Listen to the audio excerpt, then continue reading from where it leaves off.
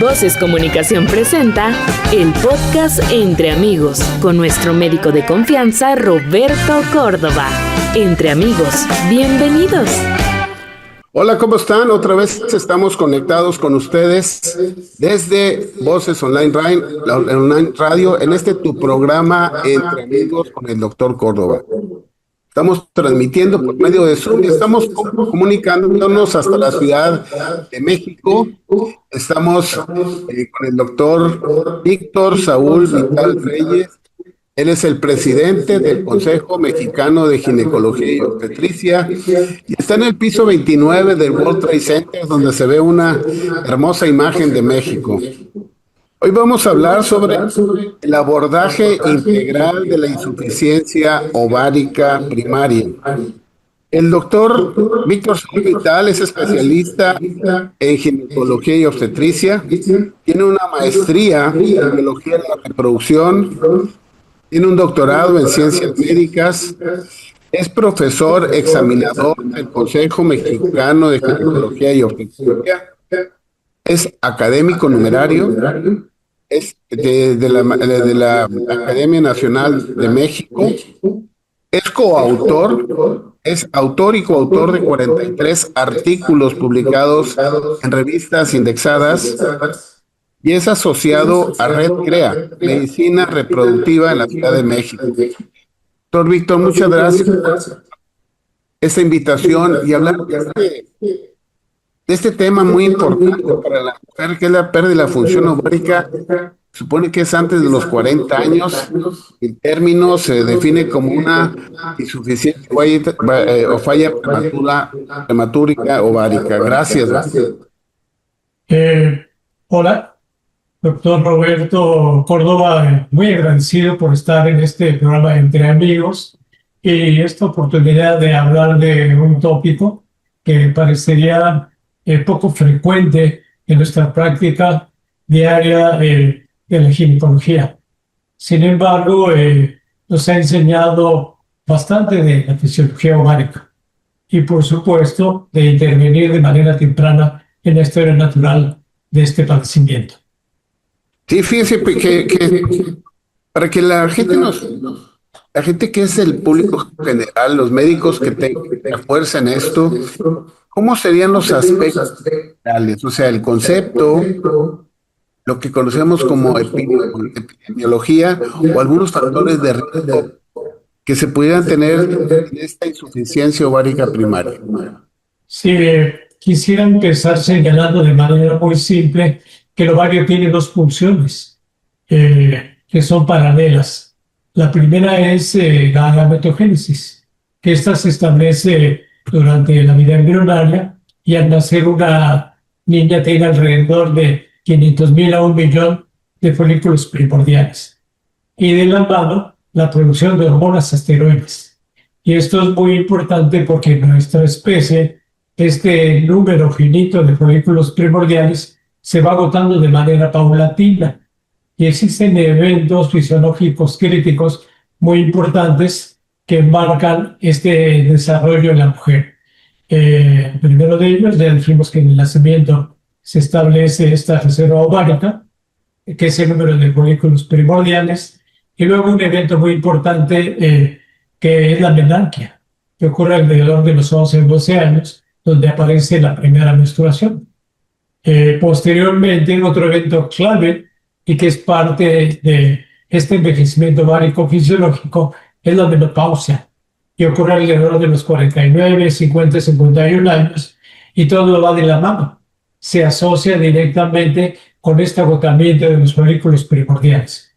Entonces la niña nace con esta cantidad, empieza la menopausia, empieza un desgaste fisiológico que se caracteriza por pérdida en cada ciclo menstrual de un acorde de folículos primordiales. Y esto es sumamente interesante porque podemos hablar ahora de una insuficiencia ovárica. Y hablamos también de manera paralela que disminuye esta reserva ovárica, disminuye la capacidad fértil en la mujer y algo sumamente importante, se dejan de producir fundamentalmente estrógenos, progesterona y en una cantidad también crítica de andrógenos. Entonces, el concepto básico es ese. Entonces, hablamos de esta insuficiencia ovárica prematura, pero quiero hacer énfasis en algo. Hace mucho tiempo, estas pacientes, cuando las veíamos y diagnosticábamos, las catalogábamos como menopausia precoz. Había repercusiones sociales, culturales, familiares. Luego cambió el término a insuficiencia ovárica primaria. Hubo una confusión, porque al igual que en la falla y otras glándulas como la tiroides, se habla de primaria cuando la falla está en la glándula.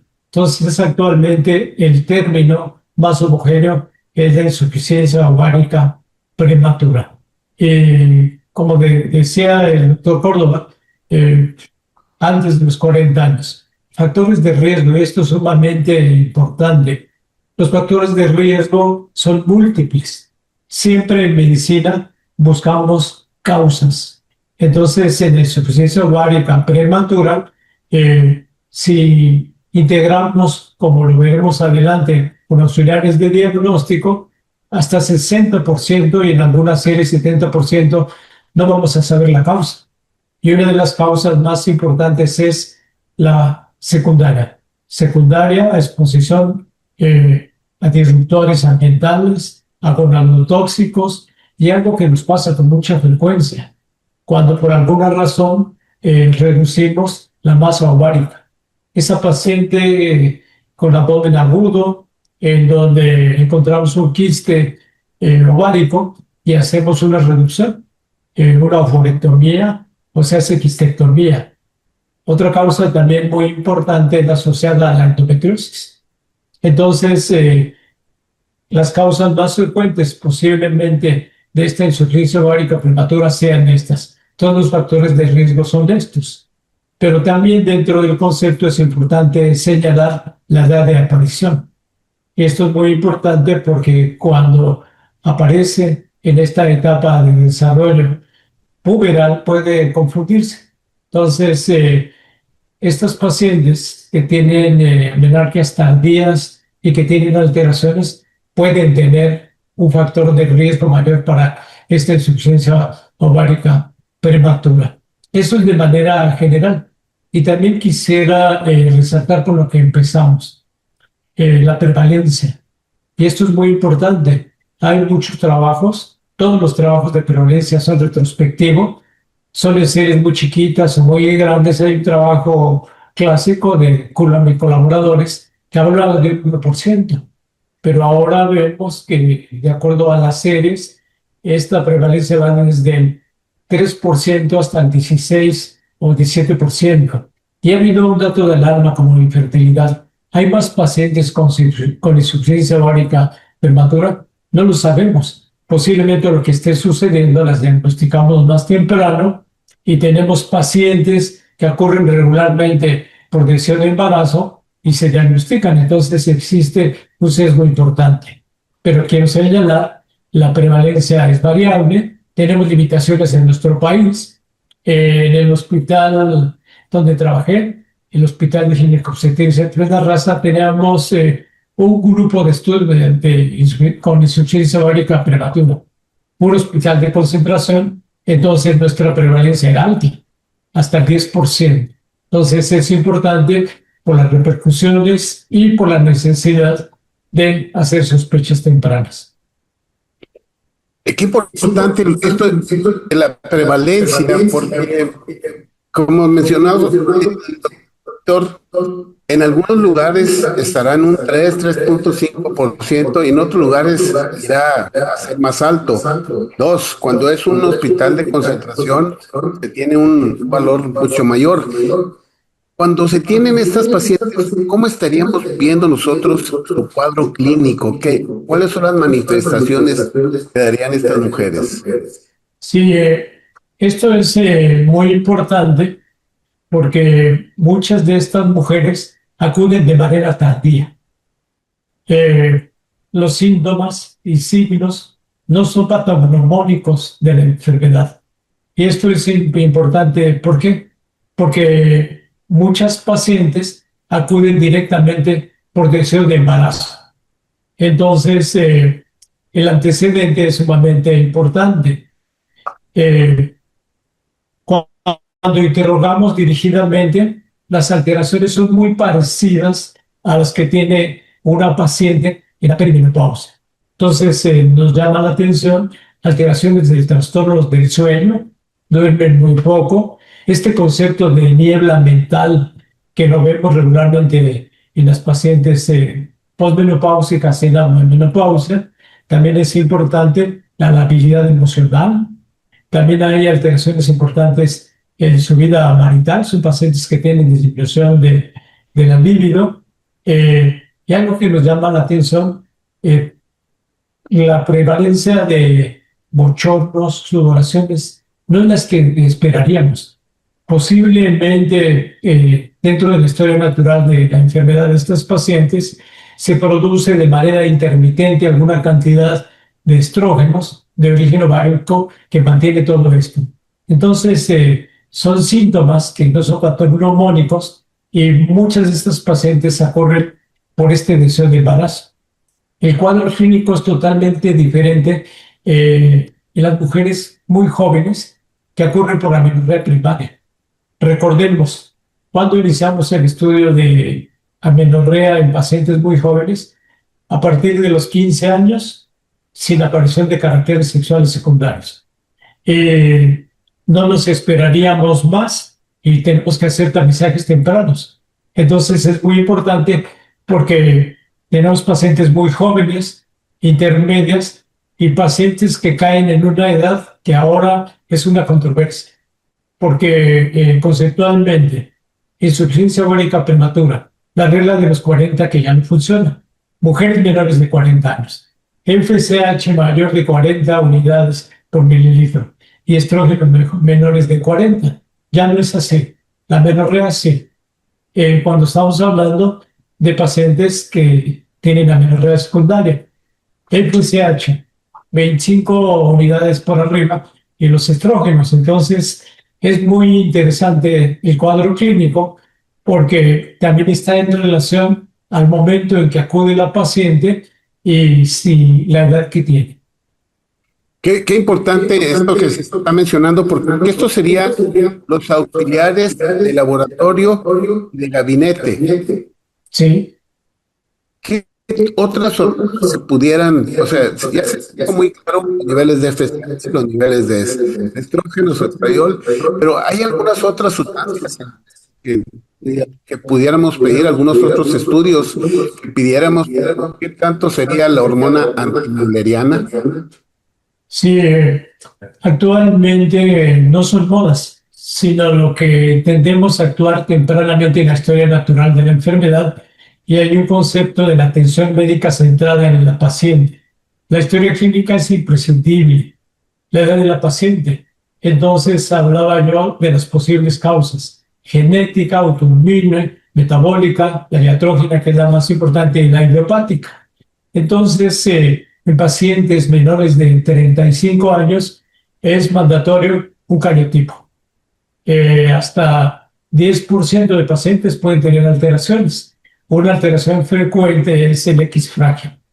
Y es muy importante también la presencia de los antecedentes de familiaridad. Siempre tenemos que preguntar si no hay antecedentes en la familia. La autoinmune. Es muy importante también descartar las alteraciones poliglandulares. Y esto es importante síndrome poliglandular 1, donde estas pacientes tienen insuficiencia suprarrenal, tienen hipotiroidismo y se asocia a esta falla. Y hablamos de los factores metabólicos y es bien importante la galactosemia, que es sumamente rara en nuestro país, pero hay que tenerla en mente. También algo interesante, la asociación desde hace muchos años con algunas infecciones. No hay una asociación clara, pero con el virus de la inmunodeficiencia, la parotiditis, al igual que en el varón, y algo que nos ha llamado la atención y que no tenemos suficientes fortalezas es, después de la epidemia del COVID, hay una asociación de pacientes que tuvieron COVID y tienen una insuficiencia ovárica prematura. Estudios adicionales en relación a estos perfiles hormonales que de manera didáctica nunca los recomendamos, es, ya vimos FSH y estradiol, 2 determinaciones con un mes de diferencia. Adicionalmente, la hormona antimuleriana funciona y es importante porque se asocia estrechamente al conteo de folículos centrales y, más importante, también nos habla de este potencial reproductivo. El resto de los estudios deben de ser siempre personalizados. Vemos nosotros costo-beneficio y cuando tenemos protocolos de investigación sí queremos buscar y encontrar esa causa, pero siempre el traje a la medida. Entonces hay una parte importante que tendremos que ver desde el punto de vista genético y todo lo demás que se mencionó, ¿no? Pero si en gente joven, abajo de 35 años, sí sería importante ver la causa genética. Estas pacientes acuden, muchas de ellas por no tener la oportunidad de lograr concebir un embarazo, ¿sí? Sí. Es cuando empiezan a darse cuenta que trae esa disfunción. Y entonces, ¿cómo se daría el manejo para estas pacientes? Se hace claro saber que fallan, no nos permite ya la posibilidad de un embarazo y que tienen que entrar a un manejo hormonal. Sí, es importante señalar que también hay una interrogante. La función intermitente del ovario en pacientes jóvenes. Entonces, hasta el 50% de estas pacientes se puede determinar que existe actividad folicular. Hay variaciones importantes en la producción de estradiol, también de FSH, y no es raro que se presenten embarazos espontáneos en el periodo de estudio o cuando iniciamos la terapia de reemplazo hormonal. No nos podríamos nosotros esperar a esto, y también es importante señalar que algunas pacientes en edad reproductiva dentro de la historia natural de la enfermedad pueden tener baja reserva ovárica. Son pacientes que confundimos a veces con ovario poliquístico, ya que antes de la menorrea tienen ciclos largos de oligo a menorrea. Entonces, estos pacientes se confunden. Tomamos hormonas antimulerianas que son limítrofes y cuando hacemos de manera complementaria con fines de tratamientos de alta complejidad, vemos que hay esta producción intermitente de esteroides. Entonces, es importante esto porque estas pacientes que acuden por este deseo de embarazo, hay una serie de eventos anecdóticos. Se ha intentado hiperestimular, dar un exceso de FSH y LH endógena para obtener folículos. Se ha utilizado también inmunomoduladores como prednisona, pero finalmente estas pacientes, cuando hacemos un diagnóstico oportuno, el tratamiento que tenemos, y es la primera línea, es la donación de ovocitos. Y de hecho es una de las indicaciones en reproducción asistida. La limitación aquí es esa huella genética, esa necesidad sociocultural y familiar de tener hijos genéticamente de la pareja. Pero nosotros hace muchos años hacíamos intentos por hiperestimular, pero si estos pacientes, su reserva está tan baja, entonces es importante que la opción sería la donación de ovocitos. Sí, porque es un tema que se está teniendo ya más presente en la actualidad, la ovodonación, pacientes que traen una baja reserva o que están siendo diagnosticadas con esta deficiencia ovárica primaria, que se les está dando la oportunidad de un tratamiento pro fertilidad. Es así, ¿no? Es correcto, y es muy importante porque en estos pacientes, como complemento de diagnóstico, antes de esto, nosotros constatamos de cómo está el volumen ovárico, la cuenta de folículos centrales, y regular estas pacientes tienen volúmenes ováricos menores de 5 centímetros cúbicos y cuentas de folículos centrales sumamente bajas, que van de la mano de la antimuleriana. Y entonces, el costo-beneficio estas pacientes podríamos intentar, pero finalmente la donación de ovocitos es el tratamiento de primera línea. Qué bien. Y ahora, ya se tienen estos manejos, ¿cuáles serían las repercusiones que se puedan presentar en las mujeres con esta insuficiencia ovárica primaria? Es bien importante. Tenemos el área biopsicosocial. Desde el punto de vista fisiológico, el estado de hipogonadismo hipergonadotrófico va a tener repercusiones en la acción que tienen estos esteroides de origen ovárico. Sabemos que los estrógenos, la progesterona, los andrógenos de origen ovárico tienen funciones metabólicas y sumamente importantes en la proliferación. Y los efectos más importantes van a ser en el endotelio, en el hueso, y también una sinergia muy importante con esta capacidad multitareas que tiene la adiposita. Entonces, estas pacientes van a tener un riesgo cardiovascular elevado, también van a tener un riesgo mayor de presentar enfermedad cerebrovascular, pérdida de la masa ósea y algo sumamente importante que se nos va de la mano, el estado psicoemocional, alteraciones en la calidad de vida, la sexualidad y el autoconcepto, porque estas pacientes van a tener astenia, adinamia, las alteraciones que ya referí en el sueño, y se empiezan con bochornos, sudoraciones, su calidad de vida va a estar alterada. Y algo también trascendente, estas pacientes tienen comorbilidad, sobrepeso, obesidad, hay pacientes con hipertensión, con diabetes, entonces son pacientes que tienen un entorno en donde, desde mi punto de vista, al igual que el reemplazo hormonal que se hace en el hipertiroidismo, es un evento natural en donde el reemplazo hormonal con hormonas exógenas, estrógenos y progesterona, es una primera indicación. Y esto es bien importante porque ha habido cortes históricas que se asocian en relación a qué edad la paciente tuvo la menorrea, cuándo acudió y cuáles son las repercusiones.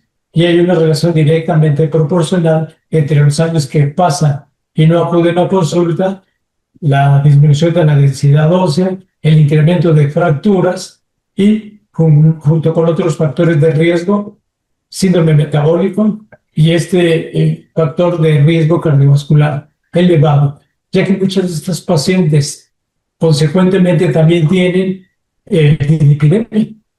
También pueden tener de la mano pacientes con obesidad de alteraciones hepáticas sutiles que incrementan todos estos riesgos. Entonces, es sumamente importante porque siempre pensamos en la menopausia, pero estas pacientes tienen un entorno diferente. Y quiero aprovechar para lo siguiente. Conceptualmente somos arbitrarios, 40 años, pero hay una etapa muy importante entre los 40 y 44 años donde pueden debutar estas pacientes y ahora sabemos que es una menopausia temprana y se deben de tratar muy parecidamente a las pacientes con insuficiencia ovárica prematura. Después de los 45 años, posiblemente estas pacientes ya pudieran caer dentro de esta historia natural de la falla ovárica fisiológica. Sí, esto es muy claro, porque entonces se está hablando de la paciente para no tener tantas repercusiones. Tiene que hacer médico, por ejemplo, el ginecobstetra, por el médico internista, puede ser cardiólogo, puede ser nutrición, puede ser psicología, etcétera, ¿no? Pero tenemos una parte muy importante. A partir de noviembre nos dan la liberación, la FDA quita las cajas negritas, los anuncios negros. ¿Esto es un beneficio para ellas? Sin nada más que antes que pasara todo esto, existe en relación a costo-beneficio y a indicaciones, terapia de reemplazo hormonal en estas pacientes. Esta liberación de la FDA y todo esto que ha cambiado fortalece esa fobia que se tenía a el reemplazo exógeno y a estos datos que posiblemente exageraban un poquito por el estudio de WHI, donde se incrementaba el cáncer de mama, con todas las debilidades que había. Entonces, esta liberación sí fortalece esa idea y de manera más importante en pacientes en donde el reemplazo hormonal es una necesidad fisiológica. Sí, no, muy importante que va a ser todo este manejo. Pues entonces se está dando una información muy amplia de los pacientes que llegan a tener insuficiencia ovárica prematura, pacientes que llegan a los 40, 44 años de edad, que pudieran tener esta falla hormonal fisiológica más temprana, y a partir de los 45 años que ya pudieran empezar a tener su falla fisiológica. Entonces, el panorama para ellas ya se abre para hacer unos estudios, para los médicos se nos abre, como se está diciendo, todo lo que podemos tener de oportunidades para hacer un buen diagnóstico y dar un buen manejo a las mujeres con estos probables problemas. Es correcto. Sí, ¿algún comentario, doctor Víctor? ¿Algún comentario que se pueda dar al público en general, a los médicos, sobre este tipo de manejo que se va a tener? Sí, es sumamente importante. Desde hace mucho tiempo, la visión de la OCDE y de la OMS es fortalecer la atención primaria, la atención médica primaria. Entonces, de manera teórica, el 80% de pacientes que nos llegan a ginecología y obstetricia y a los terceros niveles de atención los atienden los médicos generales y los médicos familiares. Entonces, aquí el mensaje es fortalecer esta sospecha temprana. No dejar pasar a un lado la paciente que llega por las alteraciones menstruales, por la menorrea, sino la sospecha. Es sumamente importante en el entorno de cada paciente. Ya señalaba yo que un porcentaje alto, no conocemos la causa, pero en pacientes jóvenes sí existen antecedentes. Y muy importante también, la paciente con enfermedades autoinmunes que recibe ciclofosfamida. Existe una relación de gonadotocicidad del ciclofosfamida. Hay una prevalencia mayor de esta insuficiencia ovárica prematura en pacientes con lupus, con enfermedades autoinmunes. Entonces, el diagnóstico temprano, importante, hacer a un lado esa idea que tenemos de un exceso de diagnósticos a veces del ovario poliquístico o de esta transición que a veces existe en algunos pacientes pobres y adolescentes. Entonces, el mensaje importante es detección temprana y posteriormente el manejo multidisciplinario. ¿Quién debe de hacer el diagnóstico de la insuficiencia ovárica prematura? Posiblemente el ginecólogo y de la mano la complementación diagnóstica, internista, endocrinólogo, genetista cuando sea necesario y algo también trascendente en estas pacientes, el estilo de vida. Estas pacientes, además de la terapia hormonal de reemplazo, una dieta equilibrada, la actividad física. No olvidemos nunca lo que se necesita y nos hace falta. Actividades sociales, liberar el estrés. Y algo trascendente también, que en muchas de estas pacientes jóvenes, además de la terapia de reemplazo hormonal, la necesidad de anticoncepción.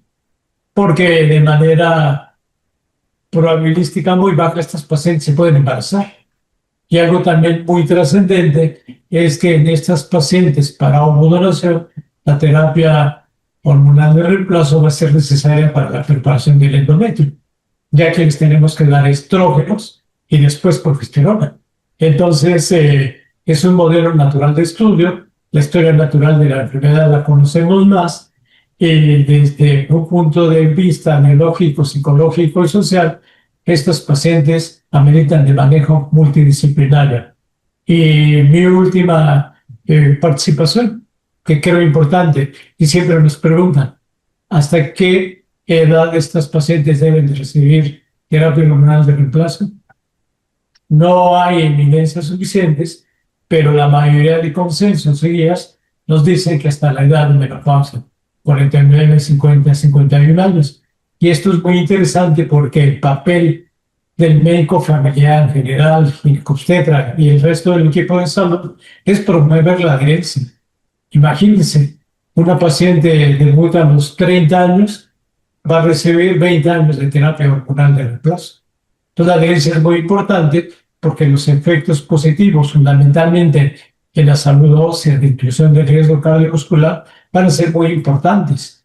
Y muchas de estas pacientes, al igual que las pacientes en la perimenopausia, menopausia y climaterio, también van a necesitar estrógenos locales, ya que también de la misma manera tienen alteraciones cérvico-vaginales urinarias por la falta de estrógenos. Entonces, aquí la invitación es integrarnos, sospechar, integrar siempre en costo-beneficio y siempre pensar en que la intervención temprana en la historia natural de la insuficiencia aórtica prematura va a mejorar la calidad de vida de estas pacientes y de sus parejas y de la familia. Muchísimas gracias, qué claro toda esta información. ¿Qué nos podría decir de una breve del proyecto que tiene ahorita durante 2025-26, de ser el presidente del Consejo Mexicano de Ginecología y Obstetricia, que es una institución sin fines de lucro y que ofrece educación médica continua? ¿Cómo va todo este proyecto? Sí, es un orgullo y privilegio dirigir por mi consejo directivo el Colegio Mexicano de Especialistas en Ginecología y Obstetricia. Nuestra visión es las sinergias interinstitucionales. Estamos trabajando con la Academia Nacional de Medicina, con la Academia Nacional de Cirugía. Tenemos también sinergias fuertes con otras asociaciones y lo que queremos hacer es incluir a los médicos generales, familiares y tener relaciones interinstitucionales con otras especialidades afines. ¿Qué queremos? El colegio es de nuestros colegiados. Que el evento final, nuestro granito de arena, con esta educación médica continua, con contenidos de alta calidad, mejore la atención médica de la salud de la mujer. Esto es lo que queremos, lo que hacen otros colegios, pero nuestra misión ahora es sumar, todos de la mano. Estar sumando cada vez más para beneficio de los pacientes y para capacitación de todas las áreas médicas que tengan relación con la salud femenina. Sí, y no hemos olvidado lo más importante. Tenemos un compromiso con la comunidad. Estamos incluyendo en nuestros contenidos académicos la educación a la salud, la prevención. Acabamos de tener una cumbre internacional de cáncer de mama, donde tuvimos 3 actividades importantes. Una actividad dirigida a el público en general, prevención de cáncer de mama, aterrizaje. Tuvimos una actividad interactiva, cultural, estamos orgullosos, en donde tuvimos un concurso de pintura, donde el público en general, la visión que se tiene de esta patología mamaria, específicamente el cáncer de mama y su repercusión como un problema de salud. Entonces, la otra actividad es el reconocimiento a quien ha aportado en la difusión del conocimiento y la academia. Entonces lo conjuntamos y la visión del Comego sigue siendo todo eso. Sí, la doctora Paola Iturralde fue la presidenta de ese proyecto que estuvo muy interesante y dirigido a la comunidad, a todas estas oportunidades que se dieron participar hasta intelectualmente y participar artísticamente con los dibujos que se estaban esperando. Es correcto, nuestra misión es promover el talento Comego y gracias al entusiasmo, a ese motorcito de la doctora Paola Iturralde, se concretó este evento. Y este es un parteaguas porque lo que queremos es eso, que nuestros eventos incluyan a la comunidad, a la parte cultural y social, y viendo siempre por este entorno que a veces nos olvidamos, porque la enfermedad es el producto de este desequilibrio biológico, psicológico y social. Así es. Doctor Saúl, muchísimas gracias. Doctor Saúl Vital Reyes, presidente del Consejo Mexicano de Ginecología, ginecobstetra, médico de la reproducción, especialista en reproducción. Muchísimas gracias por esta plática, esta información muy clara que se le da a los pacientes, todo lo que se les puede ofertar y pues agradecido por su participación. Gracias, doctor Roberto Córdoba. Tengan ustedes un excelente día. Y a todos ustedes que nos acompañaron en este programa, los invito a que se suscriban, den un like si les gustó el programa y que nos puedan acompañar todos los martes de esta información muy especializada sobre área médica, principalmente en el área ginecológica, para poder tener una salud, una proyección a la sociedad que tenga beneficios para cada uno de ellos. Agradeciendo a su comunicación, Ever Alaniz en el trayecto en el proyecto de Zoom, un servidor Roberto Córdoba, doctor Víctor Saúl desde la Ciudad de México, nos despedimos. Que tengan un buen día. Buen día, gracias. Entre amigos, acompáñanos en nuestro próximo capítulo y síguenos a través de nuestras redes sociales. Entre amigos, una producción de Voces Comunicación.